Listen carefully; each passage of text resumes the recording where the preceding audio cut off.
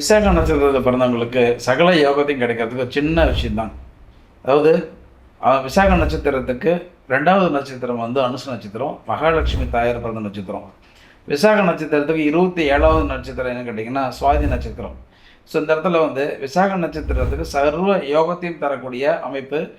சுவாதி நட்சத்திரம் பிறந்த நரசிம்மமூர்த்தி, அனுச நட்சத்திரத்தில் அந்த லக்ஷ்மி தாயார் 2 பேர் சேர்ந்த லக்ஷ்மி நரசிம்மர் வழிபாடு ஒரு விசாக நட்சத்திரத்தை அன்றைக்கும் அல்லது வந்து நம்ம சுவாதி நட்சத்திரம், அனுச நட்சத்திரம் இந்த 3 நட்சத்திர நாட்களில் ஏதோ ஒரு நாளுக்கு மாதம் போகலாம். அதே மாதிரி வியாழக்கிழமை நாட்களில் தொடர்ச்சியாக வந்து லக்ஷ்மி நரசிம்மர் வழிபாடு பண்ணலாம். இந்த வழிபாடு மட்டும் தொடர்ச்சியாக பண்ணிட்டு இருந்தாங்க அப்படின்னா விசாக நட்சத்திரம் மிகப்பெரிய உயரத்தை அடைவாங்க. அவங்க நினைச்சதெல்லாம் நடக்கிறதுக்கான சர்வ யோகமும் அவங்களுக்கு கிடைக்கும். இதை நிச்சயமாக செய்யுங்க. நிறைய பேருக்கு நான் சொல்லி கொடுத்து அதை செஞ்சு நிறையா உயரத்துக்கு வந்திருக்காங்க. இது எளிய பரிகாரம், ரொம்ப எந்த செலவும் இல்லாமல் கோயிலுக்கு போய் தரிசனம் பண்ணிட்டு வர்றது மட்டும்தான். இதை சிறப்பாக செஞ்சு எல்லா வளமும் நம்ம பெற்றுக்க முடியும்.